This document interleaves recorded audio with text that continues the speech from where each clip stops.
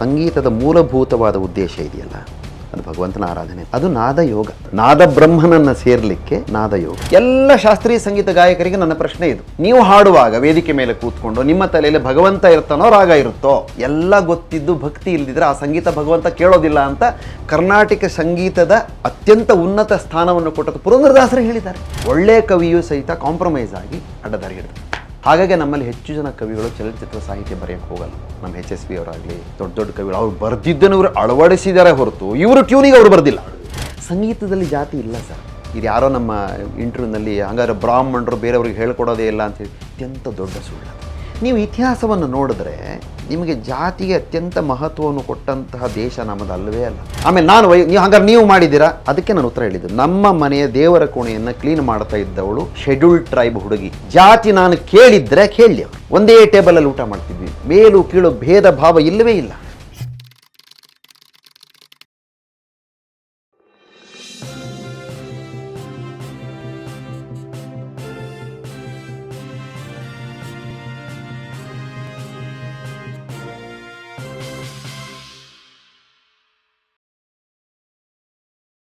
ಕಾವ್ಯ ಸಂಗೀತದ ಆ ಇಡೀ ಒಂದು ಕಾನ್ಸೆಪ್ಟ್ ಇತ್ತಲ್ಲ, ಸಂಗೀತದ ಮೂಲಕ ಸಮಾಜ, ಸಂಗೀತದ ಮೂಲಕ ಸಂಸ್ಕೃತಿ, ಸಂಗೀತದ ಮೂಲಕ ಒಂದು ಬದುಕಿನ ಅಂತರ್ಜ್ಞಾನವನ್ನು ಹುಟ್ಟುಹಾಕುವಂಥದ್ದು. ಕೇವಲ ಸಂಗೀತ ಅಂದರೆ ಸಂಗೀತ ಅಷ್ಟೇ ಅಲ್ಲ, ಅದು ಅದರ ಆಚೆಯ ಅದಕ್ಕೆ ವ್ಯಾಪ್ತಿ ಇದೆ ಅನ್ನೋ ದೃಷ್ಟಿಯಲ್ಲಿ ಯಾವುದೇ ಒಂದು ಪ್ರತಿಫಲಾಪೇಕ್ಷೆ ಇಲ್ಲದೆ ನಿಷ್ಕಾಮ ಪ್ರಜ್ಞೆಯಿಂದ ಮಾಡ್ಕೊಬಂದ್ರಿ. ಅದರದ್ದು ಮುಂದುವರಿಸ್ಲಿಕ್ಕೆ ಆಗಿಲ್ಲ ಅಂತ ಅವತ್ತು ನೀವು ಹೇಳಿದ್ರಿ. ಅದರ ಬಗ್ಗೆ ಏನಾದ್ರು ಬೇರೆ ಆಲೋಚನೆ ಇದೆಯಾ, ಹೇಗೆ? ಅದೊಂದು ಅದ್ಭುತವಾದ ಪರಿಕಲ್ಪನೆ ಗಣಪತಿಯವರೇ. ನೋಡಿ, ಸಂಗೀತ ಅಂದ ಕೂಡಲೇ ನಮಗೆ ಬೇರೆ ಬೇರೆ ಪ್ರಕಾರಗಳು ಕಣ್ಣಿಗೆ ಕಾಣುತ್ತೆ. ಮೊದಲನೇದಾಗಿ ಜಾನಪದ ಸಂಗೀತ, ಆಮೇಲೆ ಪ್ರಚಾರದಲ್ಲಿರ್ತಕ್ಕಂಥ ಸುಗಮ ಸಂಗೀತ, ಶಾಸ್ತ್ರೀಯ ಸಂಗೀತ. ಇನ್ಸ್ಟ್ರುಮೆಂಟಲ್ ಮ್ಯೂಸಿಕ್ ಬಗ್ಗೆ ನಾನು ಮಾತಾಡ್ತಾ ಇಲ್ಲ. ಅಲ್ಲಿ ಸಾಹಿತ್ಯ ಇಲ್ಲದೆ ಇರೋದರಿಂದ ಅದನ್ನು ಬಿಟ್ಬಿಡ್ತೀನಿ. ಅದು ಬಿಡಿ, ಅದು ಬರೀ ರಂಜನೆ ಮಾತ್ರ ನನ್ನ ದೃಷ್ಟಿಯಿಂದ. ಎಲ್ಲಿ ಸಾಹಿತ್ಯ ಇರೋದಿಲ್ವೋ ಅಲ್ಲಿ ರಂಜನೆ ಮಾತ್ರ ಅಷ್ಟೇ. ಸಾಹಿತ್ಯ ಇದ್ದಾಗ ಏನಾಗುತ್ತೆ ಅಂದರೆ ರಂಜನೆಯೊಟ್ಟಿಗೆ ಒಂದು ಮೆಸೇಜು, ಎಜುಕೇಷನ್ನು. ನಾನು ಆ ಲಾಸ್ಟ್ ಇಂಟರ್ವ್ಯೂನಲ್ಲಿ ಹೇಳ್ದಂಗೆ entertainment is the first phase. ಹೌದು. ಸೆಕೆಂಡು ಎಜುಕೇಷನ್, ನಂತರ ಎನ್ಲೈಟನ್ಮೆಂಟ್ ಅಂತ ಯಾಕೆ ಹೇಳ್ತೀನಿ ಅಂದರೆ, ಸಂಗೀತದ ಮೂಲಭೂತವಾದ ಉದ್ದೇಶ ಇದೆಯಲ್ಲ, ಅದು ಭಗವಂತನ ಆರಾಧನೆ ಮತ್ತು ಸಾಕ್ಷಾತ್ಕಾರ. ಅದು ನಾದ ಯೋಗ. ನಾದ ಬ್ರಹ್ಮನನ್ನು ಸೇರಲಿಕ್ಕೆ ನಾದ ಯೋಗ ಒಂದು ಮಾರ್ಗ ಅದು ನಾದದ ಮಾರ್ಗ. ಬೇರೆ ಬೇರೆ ಮಾರ್ಗಗಳನ್ನು ಬೇಕಾದಷ್ಟು ಇದೆ. ಕರ್ಮಯೋಗ ಇದೆ, ಹಠಯೋಗ, ಜ್ಞಾನಯೋಗ ಇದೆ. ನಮ್ಮ ಭಗವಾನ್ ಕೃಷ್ಣ ಪರಮಾತ್ಮ ಹೇಳಿದ ಹಾಗೆ ಇದು ನಾದಯೋಗ, ಇದು ಸಂಗೀತಗಾರರಿಗೆ.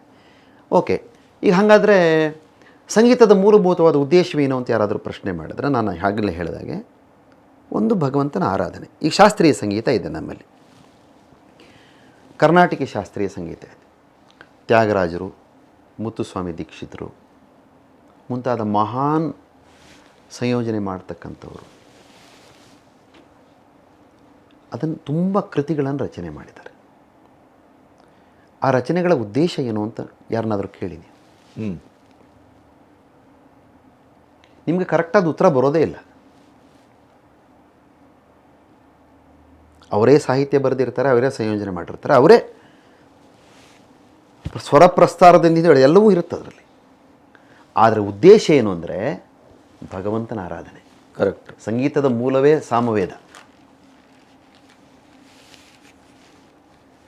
ಭಗವಂತನ ಆರಾಧನೆಯೇ ಮುಖ್ಯವಾಗಿದ್ದಂಥ ಶಾಸ್ತ್ರೀಯ ಸಂಗೀತಗಾರರು, ಇದು ನೇರವಾದ ಪ್ರಶ್ನೆ. ಈಗ ನೀವು ಹೇಳಿದ ಸಬ್ಜೆಕ್ಟಿಗೆ ಬರ್ತಾಯಿದ್ದೀನಿ. ಒಂದು ರಾಗವನ್ನು ಹಾಡುವಾಗ ಅವರ ತಲೆಯಲ್ಲಿ ರಾಗ ಇರುತ್ತೋ ಭಗವಂತ ಇರ್ತಾನೋ? ಅದೇ. ಅವರು ಮೆಡ್ರಾಸ್ ಅಕಾಡೆಮಿಯಲ್ಲಿ ಕೂತ್ಕೊಂಡು ಇದು ನನ್ನ ಅದ್ಭುತವಾದ ಕಾರ್ಯಕ್ರಮ, ಮೆಡ್ರಾಸ್ ಅಕಾಡೆಮಿಯಲ್ಲಿ ಹಾಡೋದಂದರೆ ಒಂದು ಗೌರವ ಅಂತ ಅಂದ್ಕೊಂಡು ಹಾಡುವಾಗ ಅವರ ವಿದ್ವತ್ತಿನ ಈಗೋ ಇರುತ್ತೋ ಅಥವಾ ಭಗವಂತನ ಬಗ್ಗೆ ಶರಣಾಗತ ಭಾವ ಇರುತ್ತೋ? ಹೌದು, ಅದು ಭಾಳ ಮುಖ್ಯವಾದದ್ದು. ಹೇಳಿ ನನಗೆ, ಯಾವ ಕಲಾವಿದರಾದರೂ ಹೇಳಿಬಿಡಲಿ ಇದನ್ನು. ಆ ರಚನೆಕಾರ ವಾಗ್ಗೇಯಕಾರರು ಅಂತ ಹೇಳ್ತಾರೆ. ದೀಕ್ಷಿತರು, ತ್ಯಾಗರಾಜರು ಮತ್ತು ಪುರಂದರದಾಸರು ಇವರು ವಾಗ್ಗೇಯಕಾರರು. ವಾಕ್ ಮತ್ತು ಗೇಯತೆ ಗೇಯತೆ ಎರಡೂ ಸೇರಿತ್ತು. ನೇರವಾದ ಪ್ರಶ್ನೆ ಇಷ್ಟೇ, ನೀವೊಂದು ಅಭೇರಿ ರಾಗವನ್ನು ಹಾಡುವಾಗ ಭಗವಂತನ ಮೇಲೆ ಇರುತ್ತೆ ಕೃತಿ. ಅದು ಹೌದು. ಕರ್ನಾಟಕ ಸಂಗೀತದ ಬಹುತೇಕ ಕೃತಿಗಳು 100ಕ್ಕೆ 100 ಅಂತಲೇ ಹೇಳ್ಬೋದು ಭಗವಂತನ ಮೇಲೆ ಇರೋ, ಇಲ್ಲ ಕೃಷ್ಣನೋ ರಾಮನೋ ಆರಾಧನೆ. ನಿಮ್ಮ ಮನಸ್ಸಲ್ಲಿ ರಾಮ ಇರುತ್ತಾನೋ ಅಭೇರಿ ರಾಗ ಇರುತ್ತೋ? ರಾಮನೇ ಇರಬೇಕು. ಇರಬೇಕಾದ್ದು ರಾಮ. ಹೌದು. ಏನಿರುತ್ತೆ ಇವರ ತಲೆಯಲ್ಲಿ? ನೆಕ್ಸ್ಟ್ ನಾನು ಯಾವ ಮುಕ್ತಾಯ ಹಾಕ್ತೀನಿ, ಯಾರನ್ನು ನೋಡಿ ಅವ್ರು ಯಾರೋ ಪ್ರೋಗ್ರಾಮ್ ಆರ್ಗನೈಸರ್ ಕೂತಿರ್ತಾರೆ, ಅವರಿಗೆ ಖುಷಿ ಆಗುತ್ತೋ ಬಿಡುತ್ತೋ. ನಾನು 100ಕ್ಕೆ 100% ಜನ ಹಿಂಗೆ ಹಾಡ್ತಾರೆ ಅಂತ ಹೇಳೋದಿಲ್ಲ, ಯಾಕಂದರೆ ಇದು ದೊಡ್ಡ ಪ್ರಶ್ನೆ ಆಗಿಬಿಡುತ್ತೆ. ಆಮೇಲೆ ಇದು ಆಗ್ತದೆ. ಅದಕ್ಕೆ ನಾನು ಏನು ಮಾಡ್ತೀನಿ ಅಂದರೆ 99% ಅಂತ ಹೇಳ್ಬಿಡ್ತೀನಿ. ಅಕಸ್ಮಾತ್ ಇಲ್ಲ ರೀ ನಾವು ಹಂಗೆ ಹಾಡ್ತಿರೋರು ಇದೀರಿ ಅಂತ ಯಾರಾದರೂ ಹೇಳಿದರೆ, ಸರಿ ಸ್ವಾಮಿ ನೀವು ಆ 1%. ಹೌದು. ಆದರೆ 1% ಇದೆಯಲ್ಲ ಅಲ್ಲ ಅಂತ ನನಗೆ ಗೊತ್ತಿಲ್ಲ, ಇರಬಹುದು ಇಲ್ಲದೇ ಇರಬಹುದು. ನೀವು ಆತ್ಮವಿಮರ್ಶೆ ಮಾಡ್ಕೊಳ್ಳಿ. ಎಲ್ಲ ಶಾಸ್ತ್ರೀಯ ಸಂಗೀತ ಗಾಯಕರಿಗೆ ನನ್ನ ಪ್ರಶ್ನೆ ಇದು. ನೀವು ಹಾಡುವಾಗ ವೇದಿಕೆ ಮೇಲೆ ಕೂತ್ಕೊಂಡು ನಿಮ್ಮ ತಲೆಯಲ್ಲಿ ಭಗವಂತ ಇರ್ತಾನೋ ರಾಗ ಇರುತ್ತೋ? ನಾನು ಆಗಲೇ ಹೇಳಿದ ಹಾಗೆ ಎಲ್ಲ ಗೊತ್ತಿದ್ದು ಭಕ್ತಿ ಇಲ್ಲದಿದ್ರೆ ಆ ಸಂಗೀತ ಭಗವಂತ ಕೇಳೋದಿಲ್ಲ ಅಂತ ಕರ್ನಾಟಕ ಸಂಗೀತದ ಅತ್ಯಂತ ಉನ್ನತ ಸ್ಥಾನವನ್ನು ಕೊಟ್ಟದ್ದು ಪುರಂದರದಾಸರೇ ಹೇಳಿದ್ದಾರೆ. ಕೇಳನೋ ಹರಿತಾಳನೋ ತಾಳಮೇಳಗಳಿದ್ದು ಪ್ರೇಮವಿಲ್ಲದಾಗ ಮುಗಿದೋಯ್ತಲ್ಲ. ಶರಣೆ ಆ ಪ್ರೇಮ ಅಂದ್ರೆ ಏನು? ಭಗವಂತನ ಮೇಲೆ ಇರತಕ್ಕಂಥ ಅನನ್ಯವಾದ ಭಕ್ತಿ ಇದೆಯಲ್ಲ, ಅದು ಪ್ರೇಮ. ಅದು ಪ್ರೇಮ. ಈಗ ನಮ್ಮ ಸ್ವಾರ್ಥದ್ದಲ್ಲ, ವರ್ತಮಾನದ ಲವ್ ಅಲ್ಲ. ಒಂದು ಶಬ್ದಕ್ಕೆ 100 ಅರ್ಥಗಳಿದೆ. ಯಾವ ಸಂದರ್ಭದಲ್ಲಿ ಹೇಗೆ ಬಳಸ್ತೀರಿ, ಯಾವ ಕಾಂಟೆಸ್ಟಲ್ಲಿ ಬಳಸ್ತೀರಿ ಅನ್ನೋದನ್ನ ಹೋಗುತ್ತೆ. ಆ ದೃಷ್ಟಿಯಿಂದ ಶಾಸ್ತ್ರೀಯ ಸಂಗೀತದ ಈ ಕಥೆ ಆಯಿತು. ಇನ್ನು ಸುಗಮ ಸಂಗೀತಕ್ಕೆ ಬರೋಣ. ಕುವೆಂಪು ಅವರವರು ಒಂದು ಹಾಡು ಬರೆದ್ರು. ಯಾರೋ ಒಬ್ಬರು ಸಂಯೋಜಕರು ಅದನ್ನು ಸಂಯೋಜನೆ ಮಾಡಿದ್ರು, ಒಬ್ಬರು ಗಾಯಕರು ಅದನ್ನು ಹಾಡಿದ್ರು. ಈ 3 ಪ್ರಕ್ರಿಯೆಯ ಉದ್ದೇಶ ಏನು? ಆಡಿಯನ್ಸನ್ನು ಖುಷಿಪಡಿಸೋದಾ ಅಥವಾ ಕುವೆಂಪುರವರ ಸಾಹಿತ್ಯಕ್ಕೆ ನ್ಯಾಯ ಸಲ್ಲಿಸೋದಾ? ಸಾಹಿತ್ಯಕ್ಕೆ ನ್ಯಾಯ ಸಲ್ಲಿಸೋದು ಅದು ಪ್ರಾಥಮಿಕ ಐಡಿಯಲ್. ಅದು ಐಡಿಯಲ್, ಆದರ್ಶವಾದ ಉದ್ದೇಶ ಅದು. ಹೌದು. ಆದರೆ ಏನಾಗ್ತಿದೆ? ರಂಜನೆ, ಖುಷಿ ಪಡಿಸೋದು. ಮೊನ್ನೆ ಯಾರೋ ಹಿರಿಯ ಗಾಯಕಿಯೊಬ್ಬರು 40 ವರ್ಷದ ಹಿಂದೆ ಆಗಿದೆ ಸಂಯೋಜನೆ ಇದು, ನಮ್ಮ ಇವ್ರದ್ದು ಯಾರ್ದು, ನಿಸಾರ್ ಅಹಮದ್ ಅವ್ರದ್ದು. ನಿಸಾರ್ ಅಹಮದ್ ಅವರ ಹಾಡು, ಹಿರಿಯ ಗಾಯಕಿ ಹಾಡ್ತಾ ಇದ್ದಾರೆ. ಎಲ್ಲ ಮರೆತಿರುವಾಗ ಇಲ್ಲ ಸಲ್ಲದ ನೆವವ ಹೂಡಿ ಬರದಿರು ಮತ್ತೆ ಹಳೆಯ ನೆನಪೆ. ಭವ್ಯ ಭವಿತವ್ಯಕ್ಕೆ ಅಂತ ಇರಬೇಕು ಸಾಹಿತ್ಯ. ಇವ್ರು ಏನೋ ಹಾಡಿದ್ದಾರೆ. ಫೇಸ್ಬುಕ್ನಲ್ಲಿ ದೊಡ್ಡ ಚರ್ಚೆನೇ ಆಗೋಯ್ತದು. ಖುಷಿ ಆಯಿತು ನನಗೆ, ಯಾಕಂದರೆ ಚರ್ಚೆ ಮಾಡೋರು ಇದ್ದಾರಲ್ಲ ಅಂತ.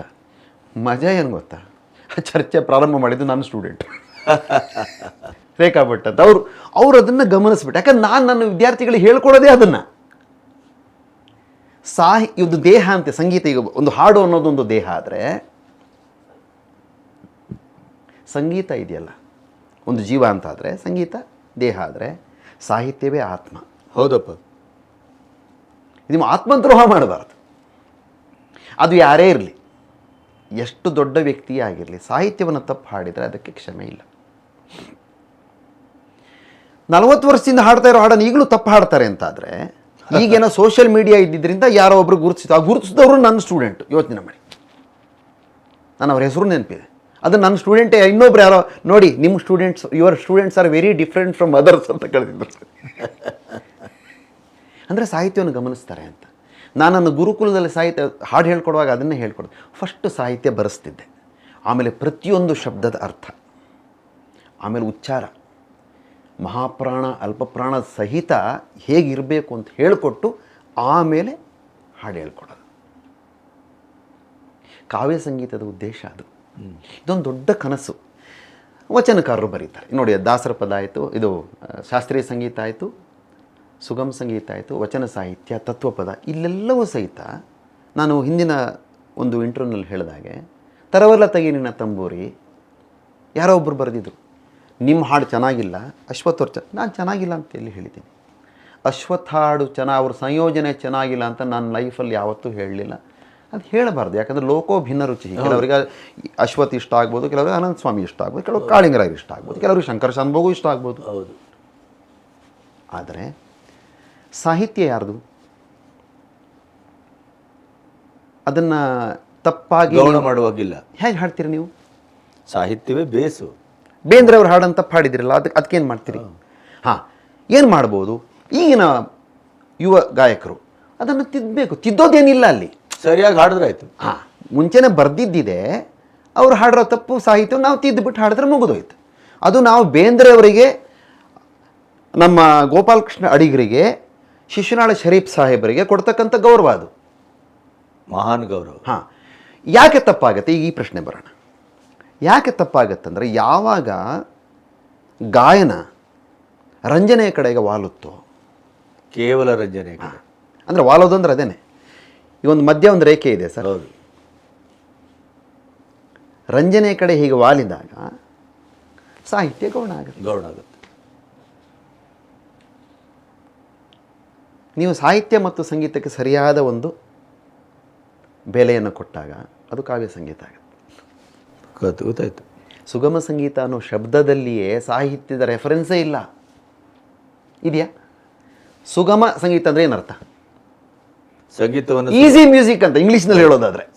ಸುಗಮ ಅಂದರೆ ಈಸಿ, ಸಂಗೀತವನ್ನು ಸುಗಮಗೊಳಿಸಿ, ಸುಗಮವಾಗಿದೆ. ಅಲ್ಲಿ ಸಾಹಿತ್ಯದ ಪರಿಕಲ್ಪನೆಯೇ ಇಲ್ಲ, ಅಂಡರ್ಸ್ಟ್ಯಾಂಡಿಂಗ್ ಇದೆ. ಸುಗಮ ಸಂಗೀತ ಅಂದರೆ ಭಾವಗೀತೆ ಅನ್ನೋ ಅಂಡರ್ಸ್ಟ್ಯಾಂಡಿಂಗ್ ಇದೆ, ಆದರೆ ಹೆಸರಿನಲ್ಲಿ ಸಾಹಿತ್ಯದ ಪರಿಕಲ್ಪನೆ ಇಲ್ಲ. ಅದಕ್ಕೆ ನಾನು ಕಾವ್ಯ ಸಂಗೀತ ಅಂತ ಹೆಸರು ಕೊಟ್ಟಿದ್ದು. ಈ ಕಾವ್ಯ ಸಂಗೀತ ಅಂತ ಓದಿದಾಗ ಏನಾಗುತ್ತಂದರೆ, ಅಲ್ಲಿ ಕಾವ್ಯ ಇದೆ ಅಂತಲೂ ಗ್ಯಾರಂಟಿ ಆಯಿತು, ಗ್ಯಾರಂಟಿ, ಸಂಗೀತವೂ ಇದೆ. ಆಮೇಲೆ ಕಾವ್ಯವನ್ನೇ ಮೊದಲಿಟ್ಟಿದ್ದೀರಲ್ಲ. ಹಾಂ, ಸಂಗೀತ ನೋಡಿ ಇಲ್ಲ. ಎಷ್ಟು ಚೆನ್ನಾಗಿ ಗಮನಿಸಿದ್ರಿ ತಾವು. ಕಾವ್ಯ ಸಂಗೀತ ಕಾವ್ಯ ಅನ್ಲಿಲ್ಲ ನಾನು. ಇಲ್ಲ, ಸಂಗೀತ ಕಾವ್ಯ ಹೇಳಲಿಲ್ಲ ನೀವು, ಕಾವ್ಯ ಸಂಗೀತ. ಆಮೇಲೆ ಅದು ಲಾಜಿಕಲಿ ಕರೆಕ್ಟು. ಫಸ್ಟು ಕವಿ ಬರೀತಾನೆ, ಆಮೇಲೆ ತಾನೇ ಸಂಯೋಜನೆ ಮಾಡೋದು. ಹೌದೌದು. ಆದರೆ ಚಲನಚಿತ್ರದ ಉಲ್ಟಾಗುತ್ತೆ. ಹೌದು. ಚಲನಚಿತ್ರಗಳಲ್ಲಿ ಟ್ಯೂನ್ ಫಸ್ಟ್ ಆಗುತ್ತೆ, ಆಮೇಲೆ ಸಾಹಿತ್ಯ ಬರ್ತದೆ. ಹೌದು. ಹಾಗಾಗಿ ಅಲ್ಲಿ ಕಾಂಪ್ರಮೈಸ್ ಇರುತ್ತೆ. ಆಮೇಲೆ ನಿರ್ದೇಶಕರು ಎಲ್ಲರೂ ಅವರ ಭಾವನೆಗಳನ್ನು ತುರುಕ್ತಾರೆ. ಚಿತ್ರ ಸಾಹಿತಿಗೆ ಸ್ವಾತಂತ್ರ್ಯ ಇಲ್ಲ. ನೀವು ತುಂಬ ಚೆನ್ನಾಗಿ ಬರ್ದಿರ್ತೀರಿ ಅಂತ ಇಟ್ಕೊಳ್ಳಿ, ಡೈರೆಕ್ಟರ್ ಬರ್ತಾರೆ, ಅದು ಬೇಡ ಅಂತಾರೆ, ಸರಿ ಇಲ್ಲ ರೀ. ಇಷ್ಟೆಲ್ಲ ಆದ್ಮೇಲೆ ಹೀರೋ ಬರ್ತಾರೆ, ಅವ್ರು ಮಾಡಿ, ಇಲ್ಲ ಸರ್ ಅದು ಚೆನ್ನಾಗಿಲ್ಲ, ಯಾಕೋ ಚೆನ್ನಾಗಿ ಬರಲಿಲ್ಲ ಸರ್. ಅವರೆಷ್ಟು ಸಂಗೀತ ಕಲ್ತಿದ್ದಾರೆ, ಎಷ್ಟು ಸಾಹಿತ್ಯ ಕಲ್ತಿದ್ದಾರೆ ಅನ್ನೋದ್ರ ಬಗ್ಗೆ ದೇವರಿಗೆ ಗೊತ್ತು. ಹೌದೌದು, ಸ್ವತಃ ಅವರಿಗೆ ಗೊತ್ತು. ಅಂದಮೇಲೆ ಚಲನಚಿತ್ರ ಸಾಹಿತಿಗೆ ಸ್ವಾತಂತ್ರ್ಯ ಇಲ್ಲ. ಹಾಗಾಗಿ ಕೆಲವು ಸಾರಿ ದಾರಿ ತಪ್ಪೋದು. ನಾನು ಆಗಲೇ ಹೇಳಿದ್ನಲ್ಲ, ಅದೇ ಅದು ಕಾಂಪ್ರಮೈಸ್. ಅದು ಒಳ್ಳೆಯ ಕವಿಯೂ ಸಹಿತ ಕಾಂಪ್ರಮೈಸ್ ಆಗಿ ಅಡ್ಡದಾರಿ ಹಿಡಿದುಬಿಡ್ತಾರೆ.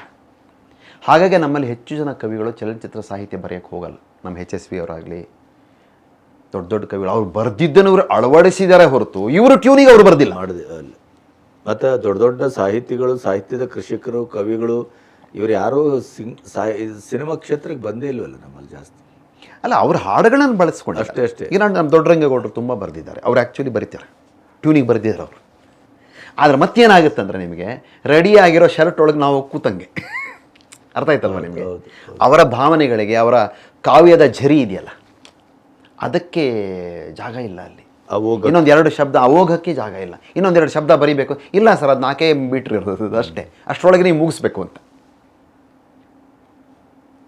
ದೊಡ್ಡರಂಗೇಗೌಡರು ಬರೆದಿದ್ದಾರೆ ತುಂಬ ಹಾಡುಗಳು, ಲಕ್ಷ್ಮೀನಾರಾಯಣ ಭಟ್ರು ಬರೆದಿದ್ದಾರೆ. ಆದರೆ ಲಕ್ಷ್ಮೀನಾರಾಯಣ ಭಟ್ರು ಟ್ಯೂನಿಗೆ ಬರೆದಿರೋ ಇಲ್ಲೋ ನನಗೆ ಗೊತ್ತಿಲ್ಲ. ದೊಡ್ಡರಂಗೇಗೌಡರು ಟ್ಯೂನಿಗೆ ಬರೆದಿದ್ದಾರೆ. ಯಾಕೆ ಗೊತ್ತಂದ್ರೆ ನಾನು ಬರೆಸಿದ್ದೀನಿ ಅವ್ರ ಕೈಲಿ. ನಾನು ಚಲನಚಿತ್ರರಂಗದಲ್ಲಿ ಮನೋರೊಟ್ಟಿಗಿದ್ದಾಗ ಸಾಂಗ್ಸ್ಗಳನ್ನು ಬರೆಸಿದ್ದೀನಿ. ಈಗ ತುಂಬ ಅನಾರೋಗ್ಯದಲ್ಲಿದ್ದಾರೆ ಅಂತ ಅವ್ರಿಗೆ ಬೇಗ ಹುಷಾರಾಗಲಿ ಅಂತ ಹೌದು.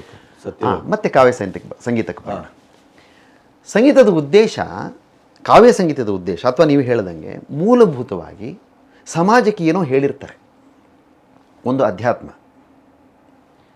ಪುರಂದರದಾಸರು, ಕನಕದಾಸರು, ತ್ಯಾಗರಾಜರು ಇವರೆಲ್ಲ ಬರೆದಿರ್ತಕ್ಕಂಥ, ಮುತ್ತುಸ್ವಾಮಿ ದೀಕ್ಷಿತರು, ಇಲ್ಲೆಲ್ಲ ಭಕ್ತಿಯೇ ಪ್ರಧಾನವಾದ್ದು. ಅವರಿಗೆ ಸಂಗೀತ ಭಗವಂತನ ಸೇರಲಿಕ್ಕೆ ಒಂದು ದಾರಿ ಅಲ್ವಾ?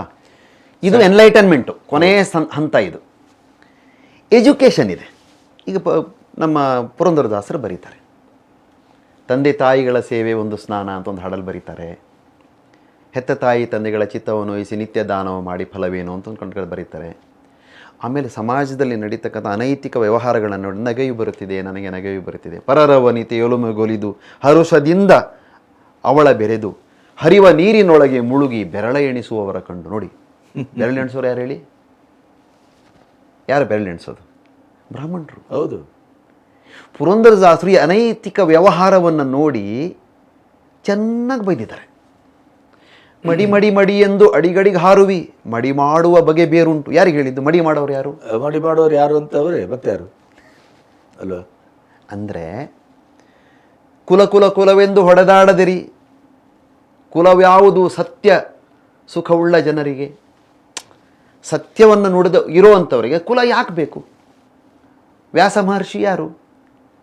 ಆಗಲೇ ಹೇಳಿದ ಕೃಷ್ಣ ಯಾರು? ರಾಮ ಯಾರು? ಬ್ರಾಹ್ಮಣ ದೇವರುಗಳಿಲ್ಲ. ಇಲ್ಲ, ಬ್ರಹ್ಮ ಒಬ್ಬರು ಬಿಟ್ಟರೆ ಬಹುಶಃ ಅವನ ಪೂಜೆನೇ ಇಲ್ಲ. 2.5 ವರ್ಷಗಳ ಇತಿಹಾಸದಲ್ಲಿ ಇಡೀ ಭಾರತವನ್ನು ಆಳಿದಂಥ ರಾಜರುಗಳ ಹಿಸ್ಟ್ರಿ ತೆಗೆದು ನೋಡಿ, ಒಬ್ಬರು ಬ್ರಾಹ್ಮಣರಿಲ್ಲ, ಎಲ್ಲರೂ ದಲಿತರೇ.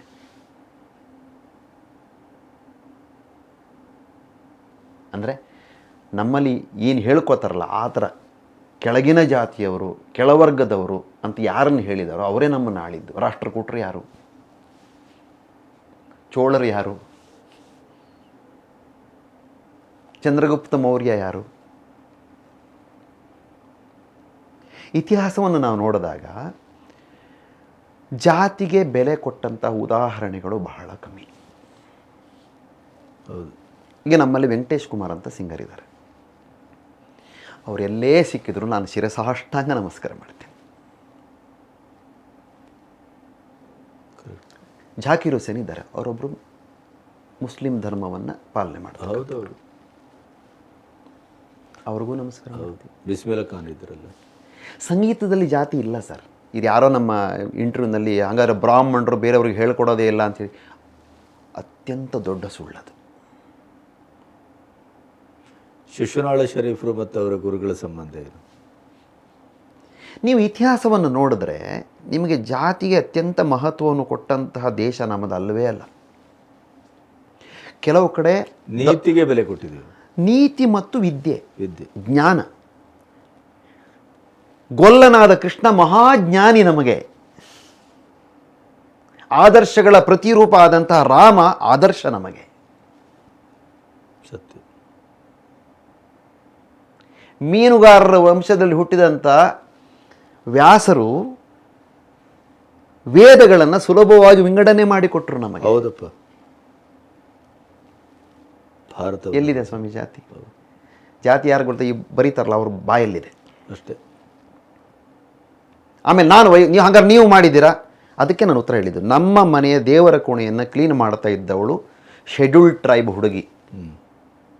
ನೆಕ್ಸ್ಟ್ ನಿಮ್ಗೆ ಬೈಟ್ಸ್ ಕೊಡ್ತೇನೆ ನಾನು ಸ್ಟೂಡೆಂಟ್ಸ್ದು. ಕರೆಕ್ಟ್ ಹೇಳ್ತಾರೆ ಅವರು, ಅವರನ್ನು ನೋಡಿ ಬಿಡಲಿ. ಇವರು ಜಾತಿ ನಾನು ಕೇಳಿದ್ರೆ ಕೇಳಲಿ. ಅವರು ಒಂದೇ ಟೇಬಲಲ್ಲಿ ಊಟ ಮಾಡ್ತಿದ್ವಿ, ಮೇಲು ಕೀಳು ಭೇದ ಭಾವ ಇಲ್ಲವೇ ಇಲ್ಲ. ಯಾಕೆ ಅಂದರೆ ನಮ್ಮ ಮೂಲ RSS. ನಾನು ನೇರವಾಗಿ ಹೇಳ್ತಿದ್ದೀನಿ, ಎಲ್ಲ ಭೇದ ಮರೆತು ಬನ್ನಿರಿ ನಾವು ಸಮಾನ. ಇದು ನಮ್ಮ ಆದರ್ಶ. ದೇಶವೇ ಮುಖ್ಯ ನಮಗೆ, ಮಾನವೀಯತೆ ಮುಖ್ಯ, ನೈತಿಕತೆ ಮುಖ್ಯ. ಜಾತಿ ಎಲ್ಲ ನಮಗೆ ಬೇಕಿಲ್ಲ. ಮತ್ತೆ ಕಾವ್ಯ ಸಂಗೀತಕ್ಕೆ ಬರ್ತೇನೆ. ಎಲ್ಲರಿಗೂ ನಮಸ್ಕಾರ. ನಾನು ಹಿನ್ನೆಲೆ ಗಾಯಕಿ, ಕಂಠದಾನ ಕಲಾವಿದೆ, ನಿರೂಪಕಿ, ರಂಗಭೂಮಿ ಕಲಾವಿದೆ, ಈಗ ಡಬ್ಬಿಂಗ್ ಡೈರೆಕ್ಟರ್ ಆಗಿ ಕೆಲಸ ಮಾಡ್ತಿರುವಂತಹ ಮೇಘನಾ ಹಳಿಯಾಳ. ಮೊದಲನೇದಾಗಿ ಶ್ರೀ ಬಿ ಗಣಪತಿ ಸರ್ ಅವರಿಗೆ ತುಂಬಾ ಧನ್ಯವಾದಗಳು ನನಗೆ ಈ ಅವಕಾಶವನ್ನ ಕೊಟ್ಟಿದ್ದಕ್ಕಾಗಿ. ಆದ್ರೂ ನನ್ನ ಗುರುಗಳ ಬಗ್ಗೆ ಮಾತಾಡಬೇಕು ಅಂದಾಗ ನೀವು ಕೊಟ್ಟ ಸಮಯ ತುಂಬಾ ಕಡಿಮೆ ಅಂತ ಅನಿಸ್ತಿದೆ. ಆದ್ರೂ ಚಿಕ್ಕದಾಗಿ ಚೊಕ್ಕದಾಗಿ ಮಾತಾಡೋ ಪ್ರಯತ್ನವನ್ನ ನಾನು ಮಾಡ್ತಾ ಇದ್ದೀನಿ ಸರ್. ಶ್ರೀ ಶಂಕರ್ ಶಾನ್ಭೋಗ್ ಸರ್ ಅವರ ಕಾವ್ಯ ಸಂಗೀತ ಗುರುಕುಲದ ಮೊಟ್ಟ ಮೊದಲನೆಯ ವಿದ್ಯಾರ್ಥಿನಿ ನಾನು ಅಂತ ಹೇಳೋದಕ್ಕೆ ಖುಷಿ ಮಾತ್ರ ಅಲ್ಲ, ತುಂಬಾ ಹೆಮ್ಮೆ ಪಡ್ತೀನಿ ನಾನು. ಏನೂ ಅಲ್ಲದೆ ಇರೋ ಸ್ಥಿತಿಯಲ್ಲಿ, ಅಂದ್ರೆ ನನ್ನ ತಂದೆ ತಾಯಿಗಳಿಗೆ ನಾನು ಒಂದು ದೊಡ್ಡ ಗಾಯಕಿ ಆಗ್ಬೇಕು, ದೊಡ್ಡ ಹೆಸರನ್ನ ಮಾಡ್ಬೇಕು ಅನ್ನೋ ಕನಸು ಹೊತ್ತಿದ್ರು ನನ್ನ ತಂದೆ ತಾಯಿ. ಆದ್ರೆ ಅದನ್ನ ನನಸು ಮಾಡ್ಕೊಳ್ಬೇಕಾದ್ರೆ ಈ ಜಾತಿ ಅನ್ನೋ ವಿಷಯ ಎಷ್ಟು ಅಡ್ಡಿಯಾಗಿತ್ತು ಅಂದ್ರೆ, ನಾನ್ ಮಾತ್ರ ಅಲ್ಲ, ನನ್ನ ಕುಟುಂಬದವರೆಲ್ಲ ನಾವು ತುಂಬಾ ಅವಮಾನ ಅನುಭವಿಸಿದ್ವಿ. ಅದು ಸಂಗೀತವನ್ನ ಕಲಿಬೇಕು ಅಂತ ಹೋದ ಕಡೆ ತುಂಬಿದ ತರಗತಿಯಲ್ಲಿ ನಿಮ್ಮ ಜಾತಿಯವರಿಗೆ ನಾನು ಸಂಗೀತ ಹೇಳ್ಕೊಡಲ್ಲ ಅಂತ ಎಬ್ಸಿ ಕಳಿಸಿದ್ದಿದೆ. ಹಾಗೆ ವಚನ ಗಾಯನವನ್ನ ಹಾಡ್ತಿರುವಾಗಲೇ ವೇದಿಕೆಯಿಂದ ಇಳಿಸಿದ ಘಟನೆ ಇದೆ. ಹಾಗೆ ಹಿರಿಯ ಸಾಹಿತಿಗಳವರು ಇನ್ನೂ ಇದ್ದಾರೆ. ಅವರು ನಿನ್ಗೊಂದು ಒಳ್ಳೆ ಅವಕಾಶ ಕೊಡ್ತೀನಿ, ನನ್ನ ಸಾಹಿತ್ಯವನ್ನ ನೀನು ಹಾಡಬೇಕು ಅಂತ ಬೆಂಗಳೂರಿಗೆ ಕರೆದು ದಿಢೀರಂತ ನಾಪತ್ತೆ ಆದ ಘಟನೆಗಳು ಇವೆ. ಇವೆಲ್ಲ ಸಾಕ್ಷಿ ಸಮೇತವಾಗಿ ನಡೆದಂತಹ ಘಟನೆಗಳು, ನನ್ನ ಜೀವನದ ಅನುಭವಗಳು. ಸೊ ಇದನ್ನೆಲ್ಲ ನಾನು ನೆನ್ಪು ಮಾಡ್ಕೊಂಡಾಗ ನನ್ನ ಗುರುಗಳು ನನಗೆ ತುಂಬಾ ಶ್ರೇಷ್ಠರು ಅನ್ನಿಸ್ತಾರೆ. ಅವ್ರನ್ನ ಆರಾಧಿಸ್ತೀನಿ ಕೂಡ.